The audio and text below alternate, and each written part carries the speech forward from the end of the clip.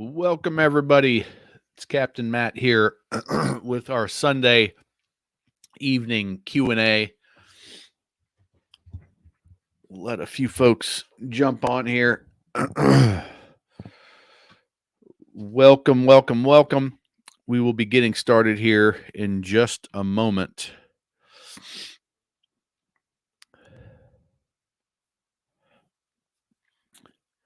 So I wanted to, looks like we got a few folks jumping on. I've been working on a video that I thought I would just start with. If you've got questions, Antonio, glad you're checking out the videos. Feel free to just start asking any questions in the comments. I'm going to go through this real quick. It's a video I've got coming out that I've started putting together. And first time on, thanks, Tom.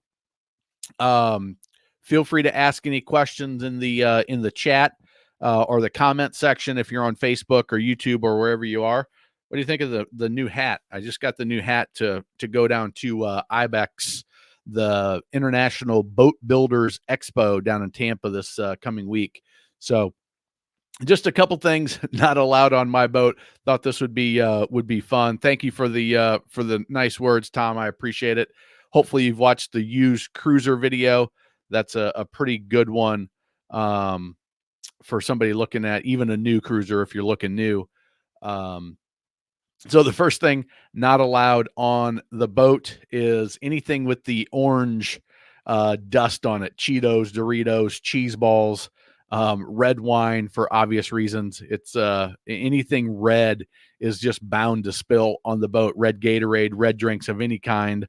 Again, just type your questions in. This is kind of just to get some cover a topic here as questions are starting to roll in. And I'm not feeling the best today, so I've got allergies or something going on. Chocolate is a bad one. Even M&Ms, you got wet hands, you got hot weather.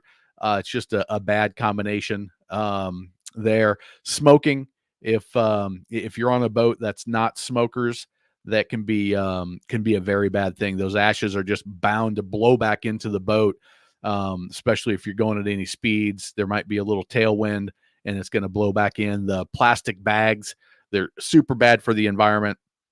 I always encourage people to have a boat bag for their snacks and things like that.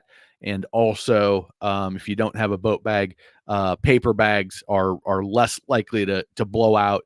You can tuck them away. They're less likely to cause damage. Bottles, obviously, any glass doesn't necessarily have to be Zima, but any glass in the boat is bad. And these cheap little styrofoam coolers, if you're going out with a buddy, the lid's going to blow off within the first 10 seconds as soon as you get outside the no wake zone. And by the end of the day, there's going to be a hole in it, and it's going to start falling apart.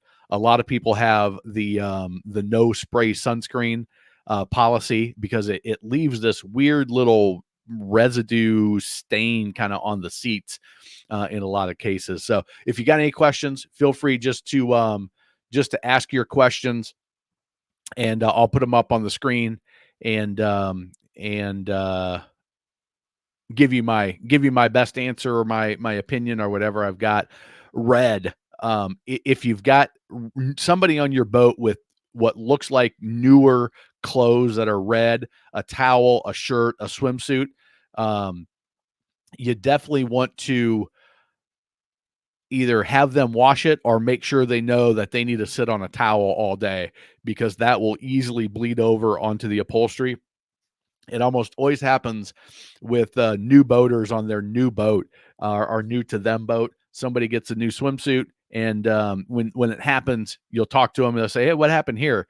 And it's always like the first weekend we were out or the first month we were out, somebody sat on it with the new swimsuit, and it caused problems. Bananas. I don't know if anybody's heard the banana superstition, but supposedly bananas on a boat are bad luck. It's got to do with a couple of things. One is if a boat sinks, the bananas will float. So it looks like, the only thing left is the bananas. So that got kind of put together. The other thing is the bananas kind of put off that methane, and they have spiders that yes, no bananas. Antonio knows that one. Um, the spiders. So a boat would come into port, and the couple of the crew members would have spider bites and die on the olden days coming over, and so they equated bananas with bad on boats because they didn't realize it was the spiders. Um, and the other is the methane. So as bananas release or bananas rot, they put off a methane, and it causes other food to go bad faster. Matter of fact, I had an avocado sitting next to a banana in our kitchen the other day, and the avocado that was closest to it was just destroyed. They go bad quick anyway, and so the guys on boats back in the old days would find out that the bananas were caused this to happen. They didn't understand it, but just no bananas was the end result. Uninvited guests. If you're on a boat and you are invited along, don't bring somebody else with you. And then finally is don't just do one of anything. If you go get on somebody else's boat, a bottle of water, some chips, and a Slim Jim, it's not quite enough. Um, Yeah, there are people that are serious about their banana issue. Just make sure that you bring enough for everybody that is on the boat. So that's all I had just to get started to let people kind of come on, give me something to talk about here a little bit. Dwight, I'm going to disagree with you right now. In reality, nobody will do and ruin the hobby. Don't buy a damn thing associated with boating for a while. Make the prices go down.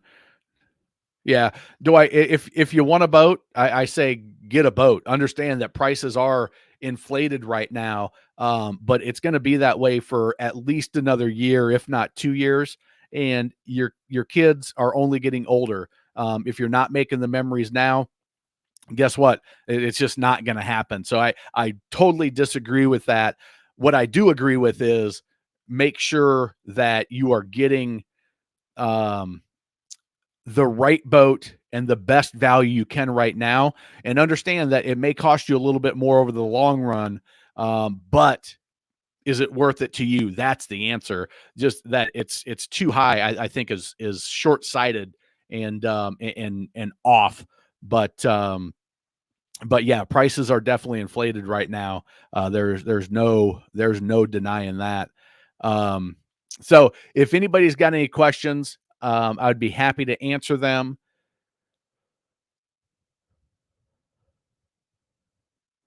If there's no questions, I'm feeling not the best today, so I will cut it short. But if there's any questions, be happy to get on. Matter of fact, I cut my daughter's bedtime story. We only got halfway through the Berenstain Bears story before I had to jump on here. So, um,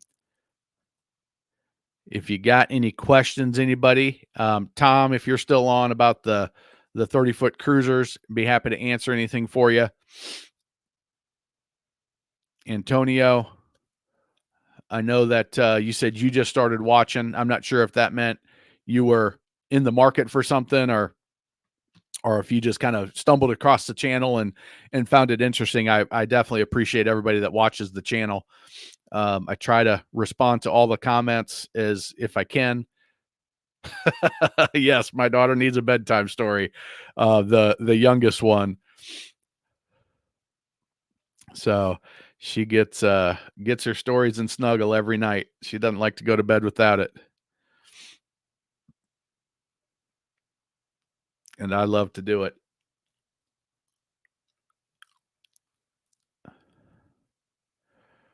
Okay. So Antonio will be at the market at the beginning of the year. Understand, Antonio, that if you're depending on if you're looking new or used, on the new side, almost good deal. That's the right thing to do. Do your research first. Make sure that you're buying or going after the right style of boat for your needs. Understand that prices are a little bit high. Demand is really high right now. If you're looking new, most manufacturers are um, most manufacturers are um,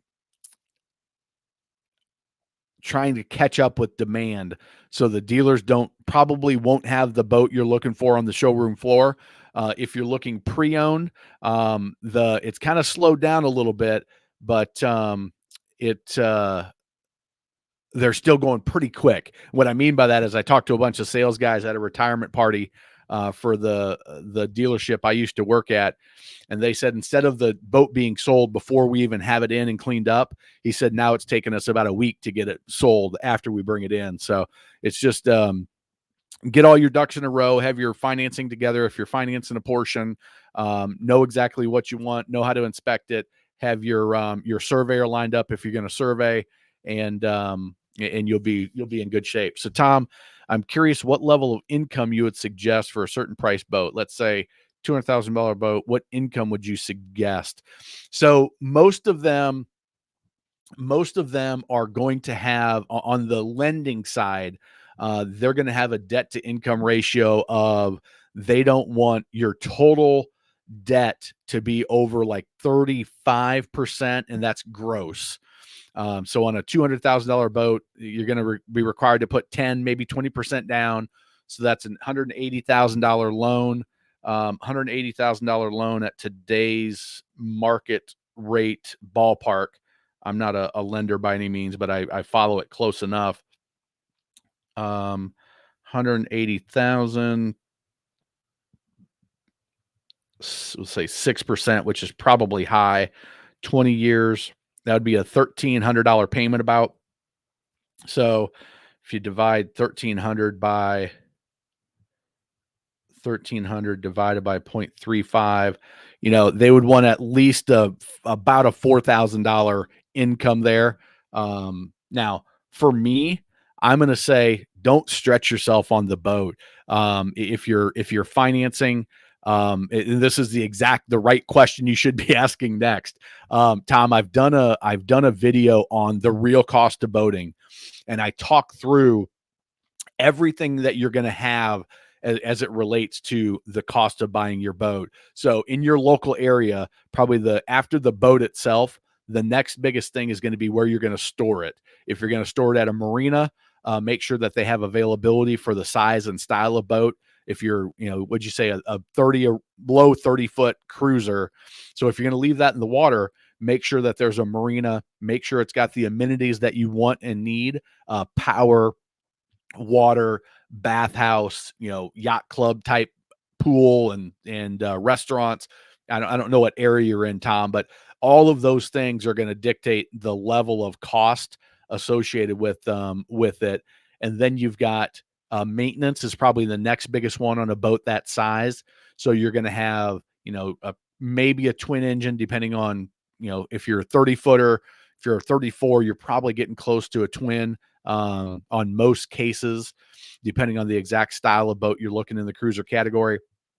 So you're going to figure $500 per engine per year as just maintenance.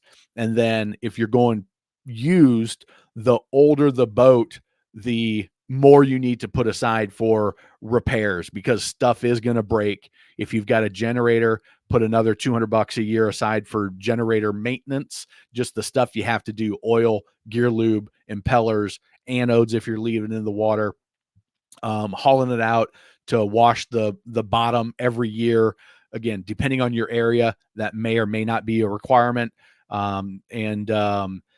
The next thing is going to be the insurance. Then you've got fuel, you've got gear, you've got all the other stuff. And I go over all of that in this video. You can get the true cost, the cost of ownership calculator if you go to boatbuyerssecretweapon.com/toolkit, Tom, you can grab not only the toolkit, which is an awesome resource to help you along your journey, but you can also get, it's just included with it, is the cost of ownership calculator. It allows you to plug in your boat, the financing, if you're going to finance a portion. It allows you to plug in the marina cost, the storage cost. If you've got winter storage, if you're in an area that freezes, they haul boats out.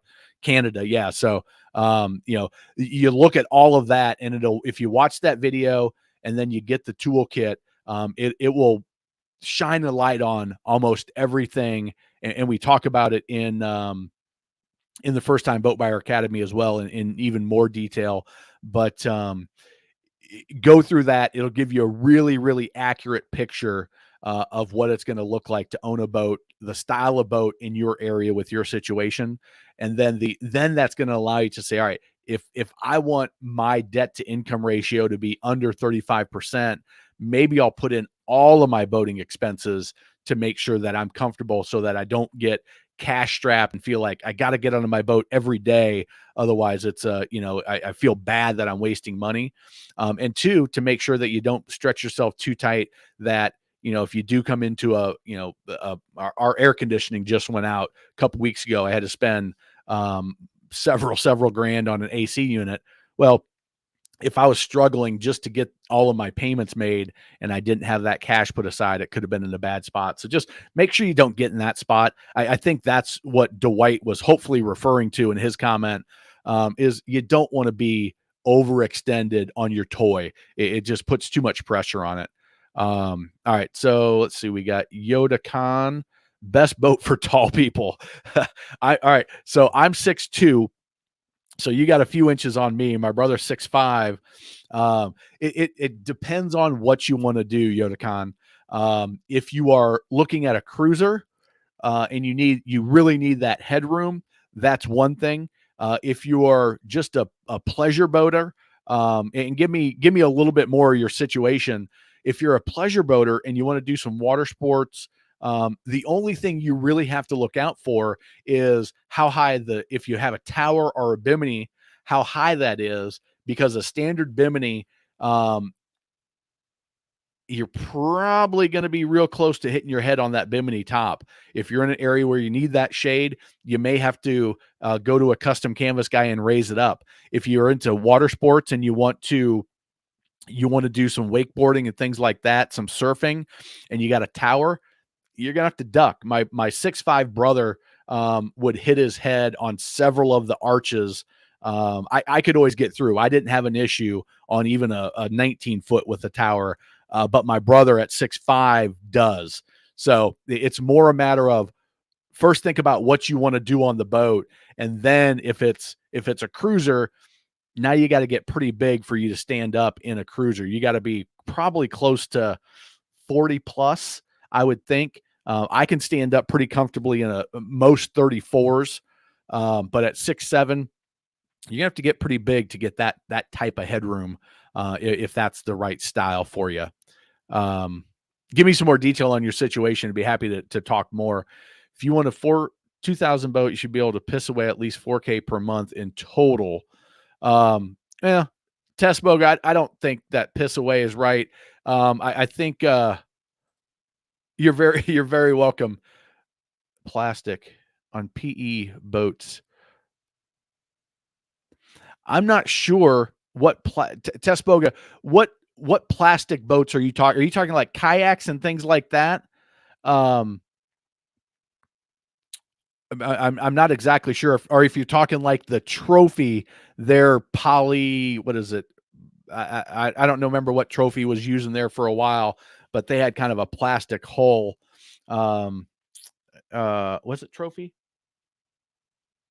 Yeah, I think it was Trophy that was doing that. I'm not sure. I don't know that brand. Um,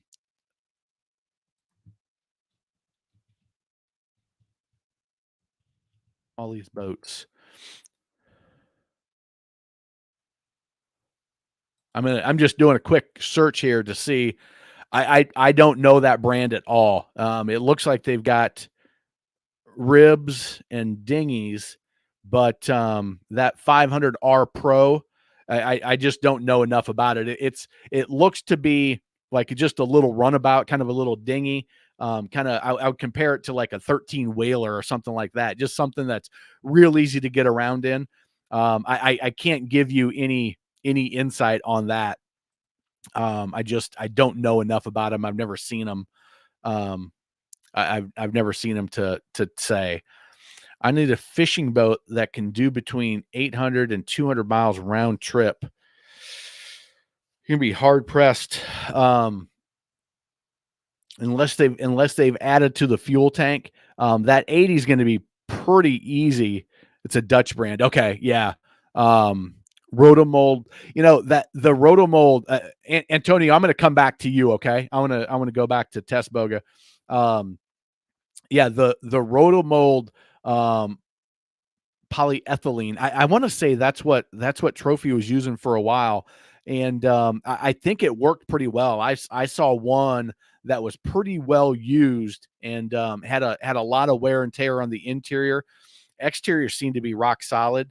I didn't run the boat myself, but my gut tells me that it's probably okay. But I don't know. I don't have that experience, and I've not seen one of those. So okay, so if you look at Antonio, if you look at most engines are going to burn, I don't know, let's say 10 gallons per hour, at 20 miles an hour. So your burn is what you got to figure out the fuel tank size that you need based on the burn of the engine or engines. And then it's a matter. Yeah, you're welcome, Tess Boga. Sorry, I didn't have any actual value for you there, but I did at least look at the boats. They're kind of interesting. Um, is you're going to want to look at the fuel tank size and then the fuel burn. So here's the rule: if you're going offshore or you're making long trips, is a third to get there, a third to get back, and a third in reserve. Because if the wind picks up, if the wave picks up, the current picks up, something changes, you don't want to be almost home and run out of fuel. So you want to make sure that you do have a big enough fuel cell to reach the destinations that you're trying to go. I don't know if that 270 miles is a we're going to go and come back, and there's not going to be fuel. 100 and what is that? 140 miles, 135 miles at the end destination, and we're not going to be able to fuel up there to get back. So just check that. Look at if you're looking at twins or single or trips, what type of engine setup you're going to have, the fuel burn at. I wouldn't go average cruise speed. I would go a little bit more than that, not wide open throttle. You're probably not going to do that. And then just do the math. It's pretty easy math to go through, and you'll be able to figure out is the boat going to handle that. And I'm going to say the range of most boats, if you're looking at center consoles, are probably going to be around 200-ish miles with standard fuel cells, maybe a little bit more than that. But that's a kind of a ballpark to look at. Tom, you're very welcome. Thanks for joining us, and thanks for checking out the videos. I love it when I get to see the same people in the comments all the time. You guys, I appreciate everybody that gives me a thumbs up on the videos. That tells YouTube that I'm doing a reasonably good job and providing good content for you. Pleasure boater looking to cruise the Caribbean. Caribbean. Antonio, you're very welcome. You are very welcome. Thanks for joining us. Check out some more videos on the style of boat that you're looking for on the channel. And again, I try to answer all the comments, Antonio. So if you got a question on a certain video, just leave it in the comments. And let's see here, Yoda Khan. I'm going to get back to your first. Sorry if I'm sniffing, guys. I've got some allergies or a cold or something going on. Okay, Yodakan, you were the tall guy. I gotcha. All right, so 6'7". Um, oh, good. The center console video, that one took some work. All right, pleasure boater looking to cruise. So Yodakan, are you in the Caribbean now? Is that where you live and you're just going to be island hopping with it, or are you you're in South Florida and you're looking to run down there and make that type of run? If you're in that area and that's where you live, some type of center console, depending on where you're going, there's some shallow spots down there, something with not too much draft. And for being 6'7", if you don't have a top, you really nothing to worry about. If you've got a T-top, they can customize them to raise them up if you need to. Or if you go without that T-top and you're okay being out in the sun quite a bit, you might be okay that way. But the Bimini tops, they can certainly raise up and just put a taller arch on it. You got to support it a little bit more because now it's higher. It's going to catch more wind. It's not as stable. But you certainly can do that. And there's lots of people that do. So, but yes, center console is what jumps out at me when you're in that environment. Sea hunt, game fish. Yeah, sea hunt's great, Zach W. I was really impressed with the sea hunts. Antonio mentioned watching the center console video. If you go and watch that, I went to the Charleston, South Carolina boat show, and I inspected 20 some brands, 50 plus boats. And I got on a bunch of sea hunts. I was really impressed with them. The fit and finish I thought was nice. I thought they did some really nice things. They're a mid-tier boat. I would say upper mid-tier, but they are a good production boat that you're likely going to have a good time. And then it's just a matter of making sure if you're buying new, the most important things when you're buying new is that you've got a good dealer, a good relationship with the dealer, and they're going to support you in your boating lifestyle. I think that's one of the most important things is to have that relationship with the dealer. I would say brand's important, but dealer's more important. So you want to pick the category or the tier of quality level that's right for you, and the best dealer in your area that has that quality level brand. So Sea Hunt, Sportsman, Scout, all of the Key West, I put all those in kind of that mid-level category. And I think the dealer then is the biggest differentiator. All right, let's see here. We got some comments rolling in, so that's good. Play with, looking for a nicely used, something island hop, relatively comfortable. Yeah, I don't know that Yotacon. I don't know that that water down there enough to say this is the exact right style for you. But with that amount, I would assume that you're going to have the opportunity to find something that's a pretty good fit. I see that all of my graphics, I think I'm over graphicked here. All right, let's see what else we got. Warlock Venture, new in your community, learning a lot from the videos. Thank you very much, providing so much useful information. Doing all my homework before buying a boat. 36, 42-foot, 40-foot cruiser. All right, Warlock Adventure is, I'm going to tell you the same thing that freshwater cruising in Canada. I'm going to tell you the same thing I told, maybe it was Tom, is go watch the how to buy a used cruiser. If you're buying new or used, it doesn't matter. That video is going to be valuable for you. Maybe that is even the video that brought you into the community. But a couple of things that you want to do is think about how you're going to use the boat. Make sure that you've got all of the financial picture coming in clear. So where you're going to keep the boat. We talk about this in the First Time Boat Buyer Academy, but how you're going to store the boat, how much is it going to cost? Do they have availability? Can you get in? Where you're going to store it in the winter, being up in Ontario? What's it going to cost to store it on the hard for the winter? Your maintenance. Make sure all of that's dialed in and that you're getting to a price point that fits in the budget well, nice and easy. And then are you going to be overnighting on it, using it as a weekend condo? Are you going to be taking it out and you're going to be staying on the anchor on one of the Lake Ontario? Are you going to be hanging out in the marina and you're going to use it as kind of your social destination and your weekend condo, but you're going to stay plugged up to the shore power and partying with, hanging out with people on the docks? Are you going to take it fishing? What are you going to do with that? And that's going to help you zero in on the options that you need. If you're going to be on the anchor, you might want a generator. If you're going to spend most of your time overnighting at the marina, may not be as important. On most things that are 34 and over, you're probably going to have a generator, so you're good there.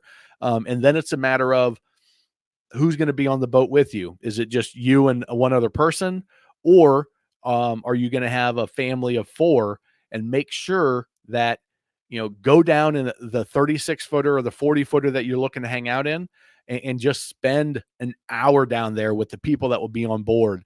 How do you move around? How's the layout work for you? Where's everybody going to sleep? How's it going to work going to the restroom, showering? Where, or do you have enough storage for your stuff?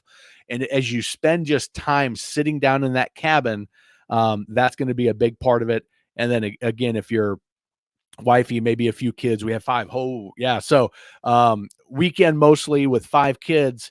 So that's seven of you, if I'm doing my math right. Yeah, that 40 footer is going to get real small with seven kids if they're always going to be there. If it's maybe once a year they'll all be there, it's a different story. But think about, we talk about this in the First Time Boat Buyer Academy as I take people through the 7 savvy steps that I created to go from, hey, honey, we should buy a boat, to buying the perfect boat at the absolute best price with my negotiation strategies and techniques that work on new and used boats. And so you can buy it with 100% confidence. And that 80% is, what's 80% of your boating life going to look like? Who's going to be there? Where are you going to do it? How are you going to do it? Picture what it's going to look like, and then be on that boat and try to simulate what that's going to look like. And then if you're looking pre-owned, which you didn't say that for sure.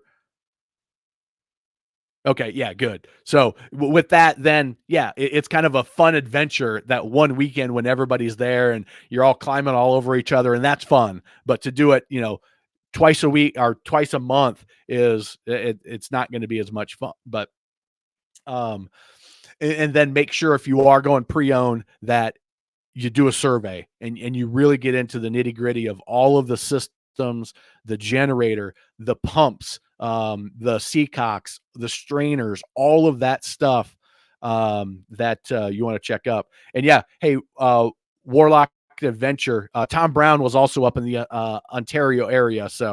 Um, so I don't know how close you guys are together. Okay. So, um, Warlock Adventure and Tom, let me know. Okay, still don't know, new or used. I'm going to recommend a couple of things, Warlock, if you're not sure, is and Dana Alb, I'll get to you here real quick. I'm going to recommend looking at both, looking at new to see what you like, if there's any new out there, but walk the docks and the nearby marinas. I think that's one of the best ways to figure out what's the right style for your area and what marina is going to be the funnest, the best fit for you once you do get that boat new or used. You're going to get a lot of inside info in the local boating world if you're new to it. You're going to get some local things that I wouldn't even know. I know boats pretty well, but in your area, there might be something that they say, and you got to have this, or don't go bigger than that because of whatever reason. There's a lot of local knowledge that's valuable in boating. All right. Dina Alb, I might be saying that right. Is there a manufacturer that makes a 20 to 25 foot catamaran powerboat to be used at the lake, not in the ocean? Yeah, there's several. If you think about it, let me ask you this. What makes you want a catamaran powerboat?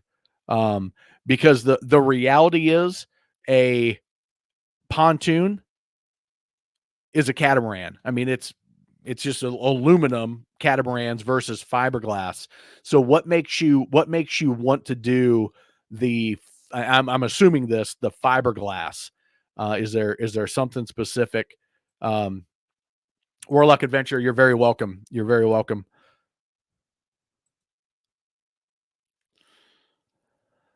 There is a boat builder in Indiana, I believe, that does a catamaran in a, oh shoot, probably 21, 23, and 25 maybe. Heard they ride a lot smoother than a V hull. Yeah, it's why pontoons are so popular on fresh water, is because the tri-tunes especially are much smoother in 2-3 foot chop. You get bigger than that, and they don't do so well when you get really big chop, like out in the open ocean when the wind is picking up. I got you, V-Haul. I'm with you. Um, but here's why most people go with the pontoon is because the aluminum is way cheaper than building a fiberglass boat. But there's World Cat's got the bigger one. There's another one that I'm forgetting that is a big player in that space. I don't think they do anything down to 20, but there is if send Dina Alb, send me an email to captain@boatbuyerssecretweapon.com.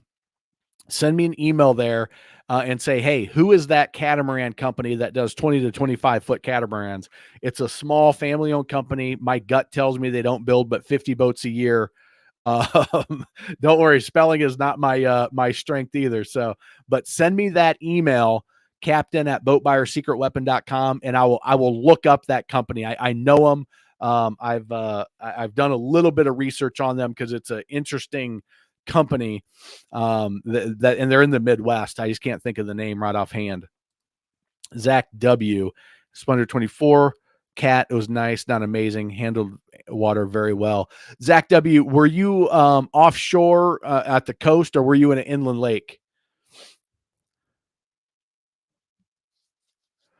I'm just curious because most of the cats are being built, are being set up for.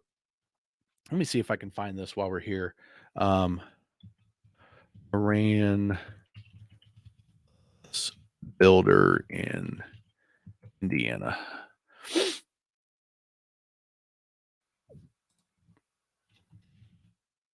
Boat builder.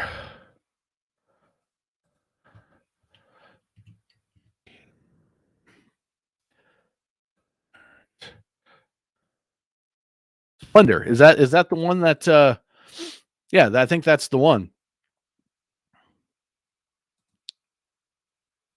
Yeah, that is the one. So Zach, you got it. That's the one that I was talking about. Let me put it up here. Splendor is so you had a good experience. Good solid boat. I think they're putting probably Volvos or Mercruisers in there. Looks like they got an outboard hanging off that one. But it looks like from what I've never seen one in person, so I've never inspected it. But it looks like they did a reasonably good job in the build.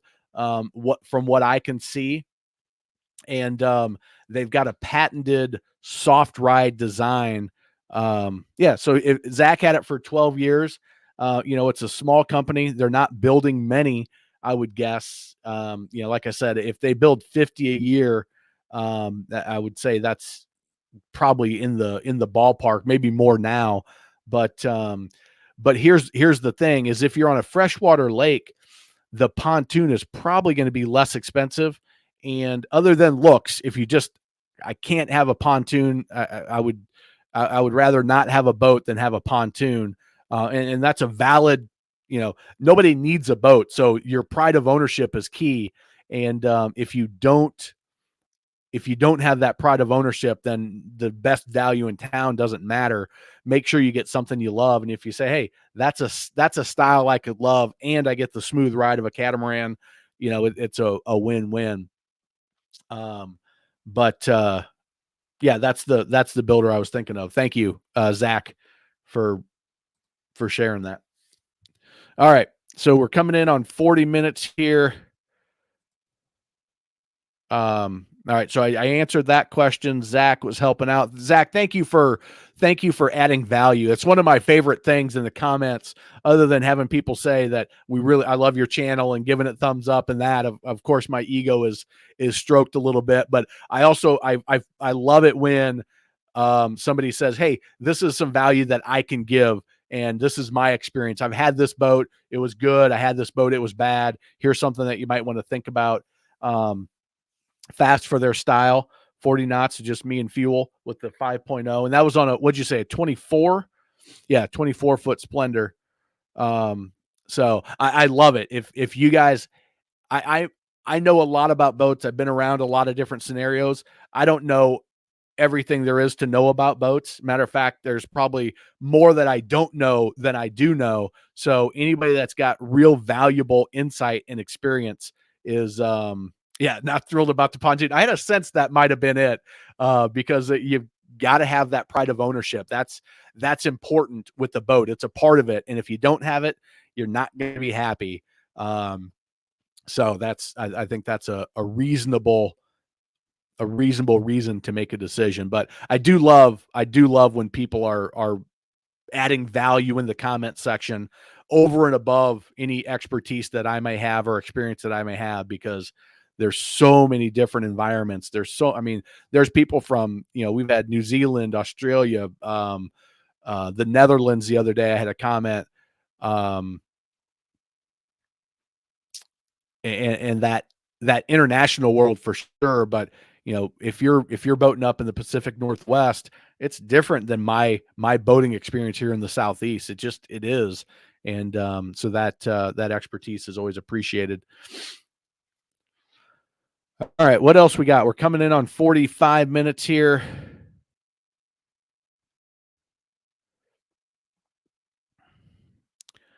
Any other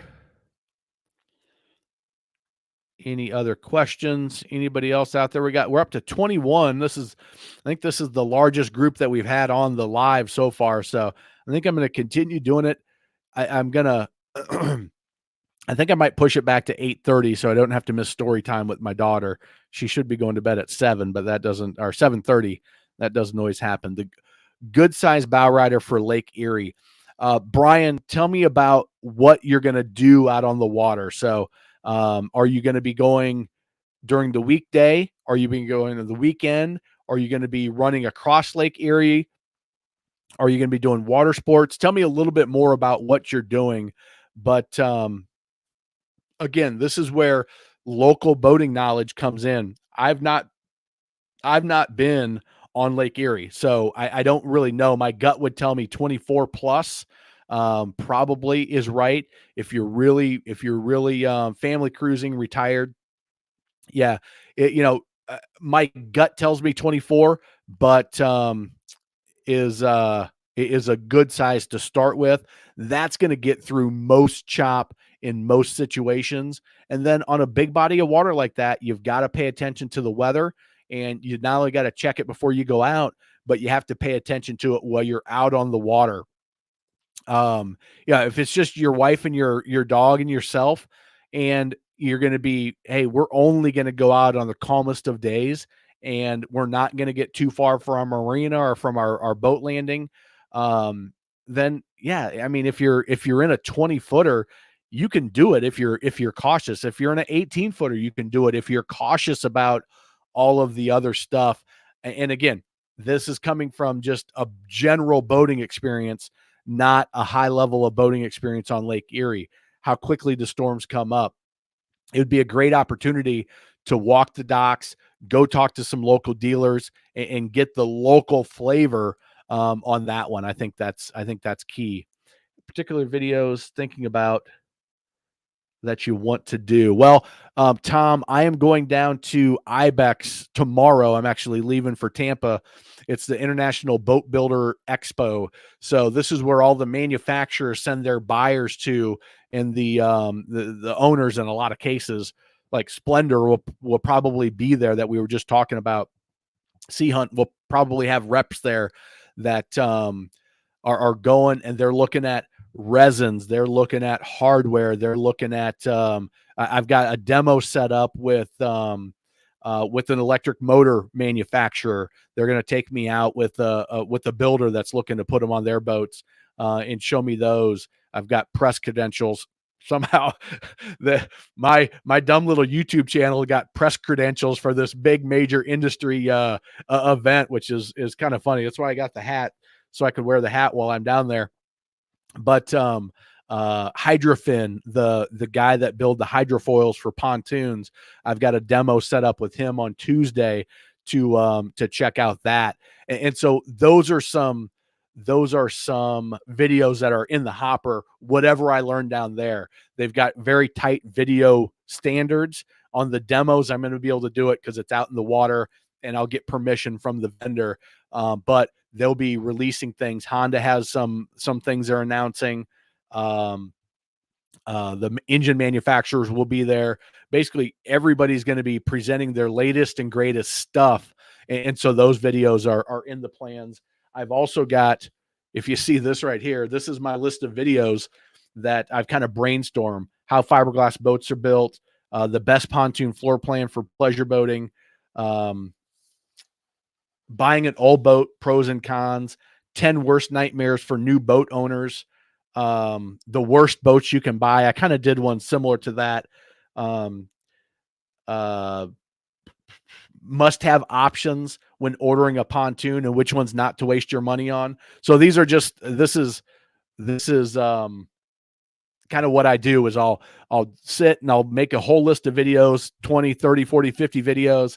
I'll make 10 or 15 of them. Some of them don't make any sense after I put them down. They were great ideas when I was thinking, and I put them on the list, and then I'm like, that's stupid, or I've already done a video just like that. And that's how I get it. The comments that you folks leave in the comments, the questions that you ask will lead to videos where, hey, I probably need to do a video more on cruisers. I've got the one cruiser video that's awesome, how to buy a used cruiser 24 to 40 foot, but I can probably get into some other cruiser things. And that's just kind of how I do it. So if you've got any suggestions or ideas, I'm always open for sure. Brian, you're very welcome. Editing these videos, what software do you got? I use Camtasia. It's a super easy, basic screen capture software. So I put my slides together in PowerPoint, and I've got thousands of pictures that I've taken throughout the years that have been sent to me from clients, from visiting factories. Sometimes I'll find some stuff on manufacturer sites. I'll put them on the slides, and I just talk over them on my Camtasia. So it's nothing fancy. I probably have the ugliest channel when it comes to boating, where this is what you're getting. You're just getting just static images. That's what you're seeing right there. This best boat captain on the water. It's just this image that I created. So that is that. Zach, you're very welcome. Looking something like this for a while. Offshore boats are new to me. Yeah. Hey, if you're looking offshore, Zach, another great channel is Life by the Bow. I think that's what it's called. He's down in the Keys. Him and his wife have a great channel. Talks a lot about offshore fishing. He's got some really good stuff. It's more of a lifestyle than a teaching channel. And then Born Again Boating is great. He's got some good stuff that would be valuable for you. He's down in the Keys as well. Trent, I had a question. All right, let me see if I can find you, Trent.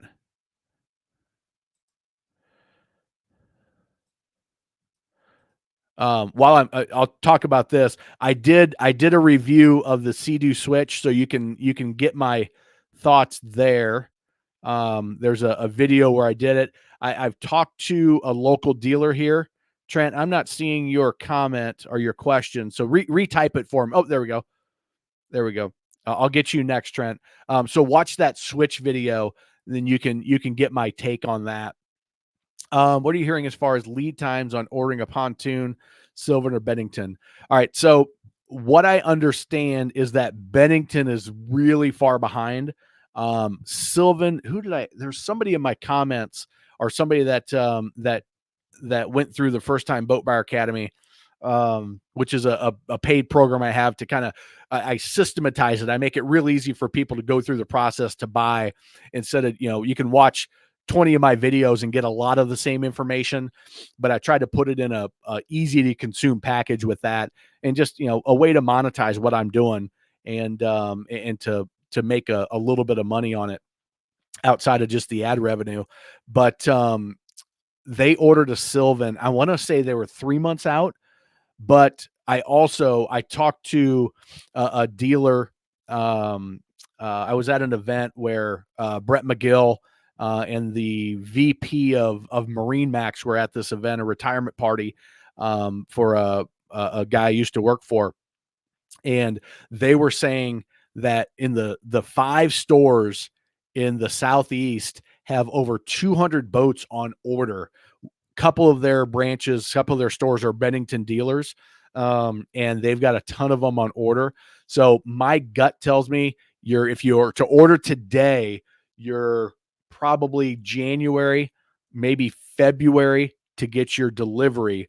And that is if there's no issues with getting motors in and there's no more supply chain issues. That I saw a post the other day of container ships just sitting off the coast of California waiting to unload. They don't have enough staff at the port to bring all these ships in. They're stacking up, and that's causing delays because there could be one little tiny part that are the motors. There could be the motor for a boat that's totally done, but it's sitting off the coast of California just waiting to come in, and there's nothing you can do about it. It's an excuse, yes, but it's the reality of today's environment. So if you're looking to get a boat, you're going to the Chicago Boat Show. Um, yeah, matter of fact, Trent, I might be going to the Chicago Boat Show as well. I was looking at boat shows to go to do my reviews, and that would be one that have brands that I might not get out here in the Southeast in a pretty good show, and I've got family up there. But that show, I believe, was mid-January, mid to end of January. So February, March, April, May is 4 months. You know, if the demand keeps up, if the supply chain stays strong, that seems to be a reasonable amount of time to get it by May. But if there's any snafus in the supply chain, it's going to push it out.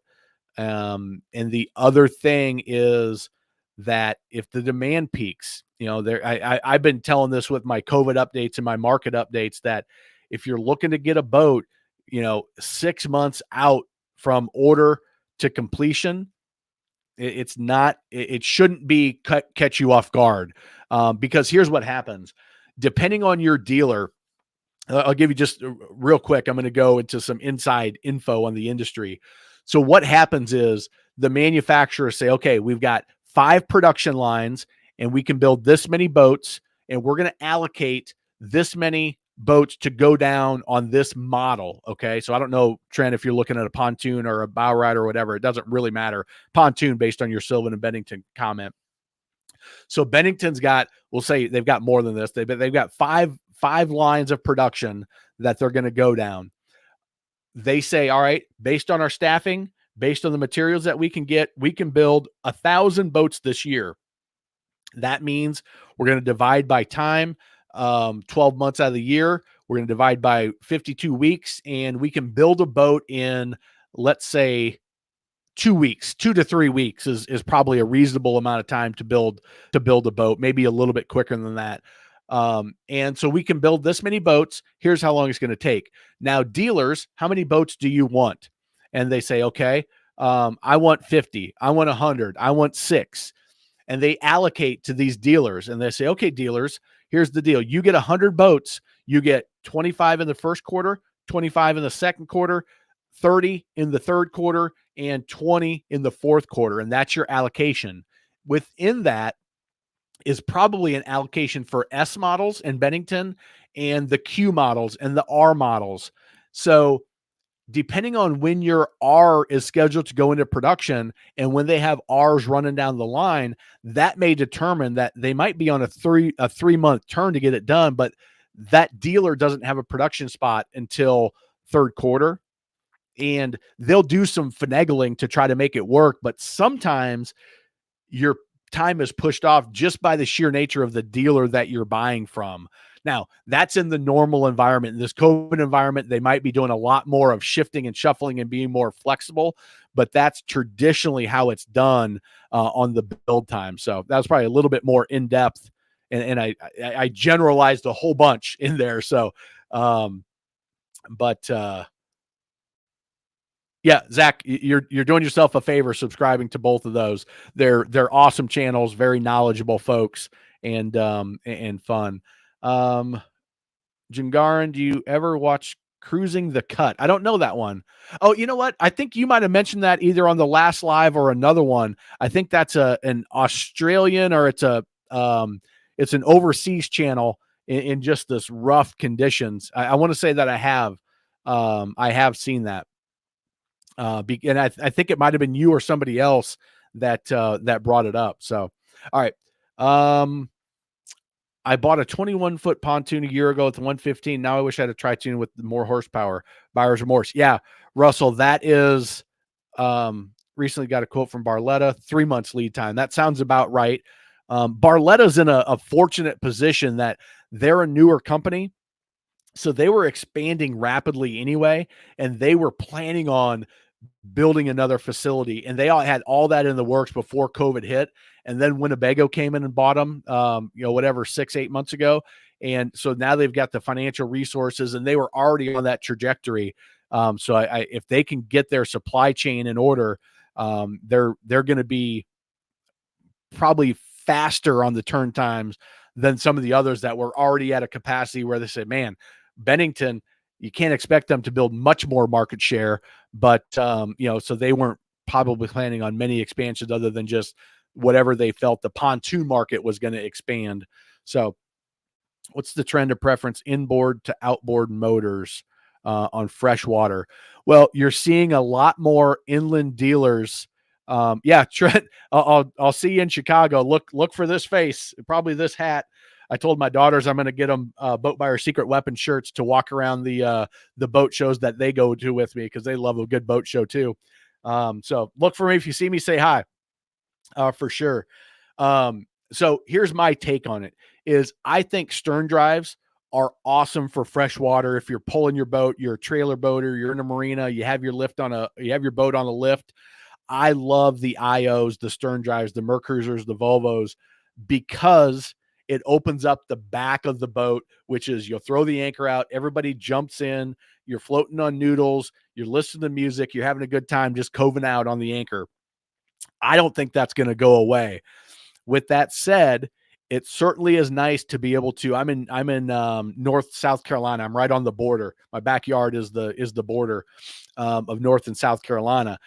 I like the idea of having the outboard that I just tilt it down, the water drains out, and I don't have to winterize. So when the Christmas boat parade comes around, I can go and I don't have to say, man, I got to winterize the boat again. It's a big pain. So there are advantages, and the outboards are going to take over some, but I don't see the stern drives going away. I don't see it. I think there's enough boats that are being built, 10,000 bow riders being built that are stern drives. I think that's enough to keep them going. Considering they do pod drives, they do inboards, and they've already got the technology built. So, all right. See you in Chicago. British guy on the narrow boat, plain but relaxing. Yeah, then I'm gonna have to check that out again because maybe it's not what I thought. Freeman Boats, 5-year lead time. Yeah, some of those custom builders that they build 50 boats a year. They just, what are you going to do? People are wanting them. That's what they want. It's I haven't heard that, Antonio, but it doesn't shock me too much. Punisher, yeah, look for us. I hope you're nicer than the name and your skeleton implies. I'm just kidding. But yeah, if you see me, I'll be wandering around with a camera, probably by myself up there. I think my wife said she would come meet me for the weekend to go hang out with my cousin that lives there. But yeah, stop me and say, hey, thoughts on a 21 deck boat versus a bow rider for freshwater? Eric, it is the same. Pretty much it's about the roominess on the inside of the boat. Today's deck boats are going to handle almost identical to a bow rider. If you look from the water line down, you're going to find that they're almost exactly the same. If you look at like a Sea Ray or Chaparral's got their deck boat version, their Sonesta. Who else does a deck boat? Stingray's got a deck boat. Nautic Star has a deck boat. But if you look at them from the water line down, it's a nice sharp V. It just flares up out top to give you more room. And in that situation, they're the same style of boat in my mind. It's more a matter of which one do you enjoy the layout, what layout fits you best. and knowing that the deck boat's going to be a little bit roomier up front. Some people like the sportier look of the bow rider with that very sharp V, but even in the last 5, 7, 10 years, the V's have gone from the Cobalt V, which is probably the sharpest point like this. Now they're almost all flaring out. Some of them have gone to some pickle forks on to get that bigger bow area. So I think you're fine either way. I don't see much different. Foxmoth, good to see you. You were on last week. Close cooling on the IO, the way to go. Yeah, it's definitely Volvo is doing it on all of them now, and have been for a couple of years. I wouldn't be shocked to see Mercruiser do something similar. That closed cooling, it eliminates some of the issues that the stern drives have in saltwater. Other than the fact that you can't get them tilted all the way out if you're going to leave them in the water. So, all right, we're at an hour, so I am going to probably wrap up here. Throw your last minute questions in. Any thoughts on offshore twin, small, or one big outboard? So, yeah, Zach, the reliability of today's outboards tells me that, you know what, you're probably okay with a single outboard. And also, many of the issues that you have are fuel related, which if you've got a fuel issue, well, it doesn't matter if you've got 1, 2, or 7. If you got a fuel issue, your boat's not going to run right. If you have a dead battery, your boat's not going to crank up. So I would be curious to know, and I don't, of how many issues out on the water are because of engine breaks down versus battery fuel issue that is going to impact both. And my gut tells me that there's a pretty large percentage that are other causes that are going to cut out both engines. And then you put that with the reliability of a well-maintained, bigger outboard with good, fresh, 100% gasoline, treated with stable, regular maintenance, good charged batteries. I would feel very safe. But and you also have the safety equipment now of the EPIRBs, that if you're going offshore, you absolutely should have one to fly on a float plan with a friend or the Coast Guard or whoever, so that if you're not back by the designated time, that there's a warning that goes out and somebody comes looking for you. But I would be comfortable, I think, with one of the newer engines that's been broken in. I wouldn't go offshore in my first 20 hours. I would run my first 20 hours near shore, intercoastal, get some good time on it, get my first fluid change in, make sure everything's good, and then I think I would feel real comfortable with that. Small outboards, injection or carb, reliability, longevity. I'm not sure. Tess Boga. It's almost everything today is going to be a fuel injected. So if you're talking used, then it's more about how well it's been maintained in my mind than which system. Carbs are obviously, they've been around forever. If you keep them clean, you keep running good, fresh, 100% gasoline through them, they don't get gummed up. That very, very reliable. Yeah, I would have to defer to a technician on that one, Tess Boga. Drier ride. Yeah, I mean, it could potentially, Eric, on the deck boat, because of the flare, it could be a slightly drier ride. I don't think it would be anything that's significant. If it's a windy day and you're in chop, you're going to get wet on pretty much anything. The deck boat may splash it down a little bit more. So you might be onto something there, but I don't think it's going to be significant. Brian, you're very welcome. I always appreciate the thank yous. That is always appreciated. The comments, the thumbs up, guys. It does make a difference. I make a little bit of money on the ad revenue. It's by no means a full-time income, but YouTube does give me some ad revenue when you have to watch the ads as you're watching my videos. But giving the thumbs up tells YouTube to show it to more people. And I definitely appreciate that if you're getting good value. I have a Sea Swirl Striper 5.0 Alpha Gen 1. Okay, yeah, so you, um yeah, so that's, I doubt if that's, closed cool closed cooled. Zach, you're very welcome. I appreciate that. I'm gonna wrap it up here. My throat is going, and I didn't grab a glass of water because I was coming from my daughter's story, as I mentioned. Contender, solid boat, quality. Yeah, I haven't inspected a Contender for a long while. I'm hoping to do that this boat show season, is get out on some more center consoles. Um, but yeah, they build a good boat from what I remember and what I hear in the market. Foxmoth, thank you very much. Appreciate it. Appreciate it. Yeah. Um, so thank you guys very much. If you're looking to buy a boat, the First Time Boat Buyer Academy, it's at firsttimeboatbuyer.com. It's $47.